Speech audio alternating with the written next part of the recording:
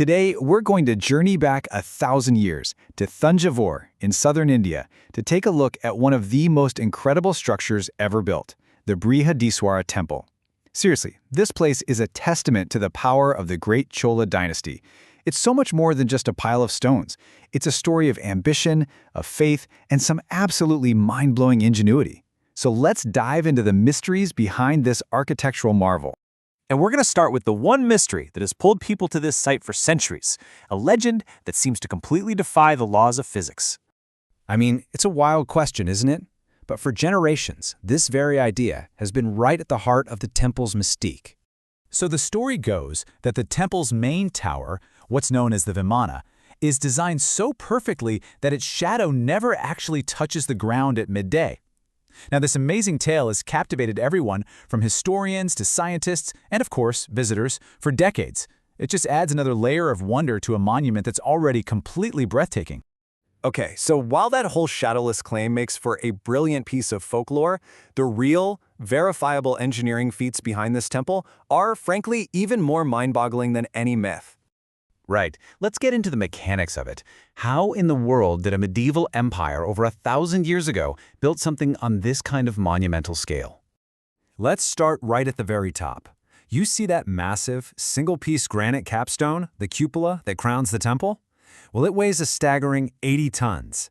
To put that in perspective, that's about the weight of a dozen adult elephants. Just think about that for a second.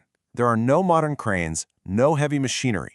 It was all just human and animal power and pure engineering genius. So how on earth did they do it? Well, the leading theory is just astounding.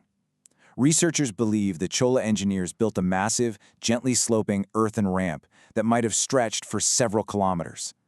They basically created a highway to the sky for that 80-ton stone. You know, the sheer scale of this operation is hard to even wrap your head around. First, you've got to build this enormous ramp. Then, using the immense power of elephants and the simple physics of rollers, they hauled this single monolithic stone all the way up. And finally, with absolute precision, they placed it perfectly at a height of 216 feet. It's just an awe-inspiring logistical achievement.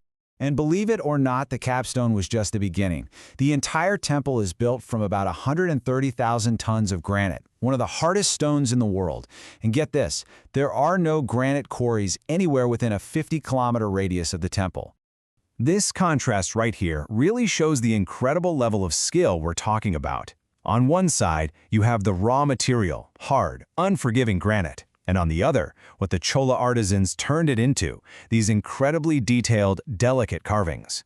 They didn't just build a structure, they created a true masterpiece of art.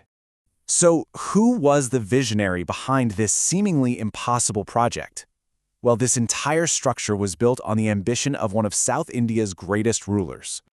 This was the vision of Emperor Rajaraja Chola I. He was a brilliant military strategist and a deeply devout patron of the arts.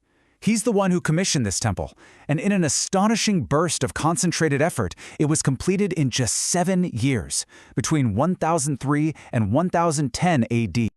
For Rajaraja Chola, this temple, which he called Rajarajeswaram, was a declaration to the world.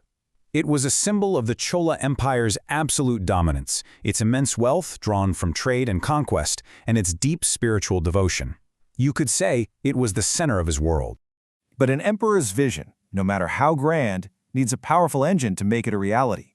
And the secret to the Chola's strength wasn't just its armies. Sure, the Cholas were famous for their military might, but their empire was equally powered by an incredible force of global commerce, and it was managed by a group that was, in its own way, just as powerful as the king himself. Let me introduce you to the 500. Now, don't let the name fool you. This wasn't a group of 500 people. It was a massive, decentralized merchant corporation with thousands of members. They had their own fleets, their own soldiers to guard their goods, and a global logistics network. These were the essential partners who fueled the Chola war machine and all of its grand construction projects.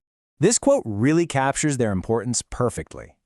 The 500 were the logistical geniuses who could move armies, feed soldiers, and turn the spoils of war into the wealth needed to build a monument like the Brihadeeswara. They connected the Chola Empire to a thriving global economy that stretched all the way to China and Southeast Asia. So, what became of this incredible structure? Well, the The story doesn't end in the 11th century. This temple isn't some ruin. It's a living, breathing part of India's cultural landscape today. This timeline shows its incredible journey. It was consecrated way back in 1010 and then recognized as a UNESCO World Heritage Site in 1987. And as recently as 2020, it was the center of a major cultural ceremony and a very modern debate, which just goes to show its enduring relevance. You see, this temple is still a center of living tradition. In 2020, a debate came up over which language should be used in its consecration ceremony. One side argued for ancient Tamil, the regional language rooted in the area's Dravidian devotional history. The other side argued for Sanskrit, a classical language tied to a more conservative tradition. In the end, a court ruled that the rituals should be conducted in both languages, reflecting the temple's role as a space that embraces multiple layers of history and identity. And that's the thing. Ultimately, the Brihadeeswara Temple isn't a museum piece. It's officially one of the great living Chola temples, a place where worship, pilgrimage, and cultural identity continue to thrive a full millennium after it was first built. And that kind of leaves us with a final thought.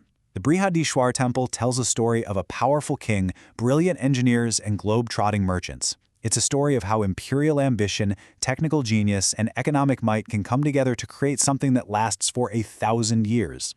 It makes you wonder, doesn't it? What are we building today that will carry our story into the future?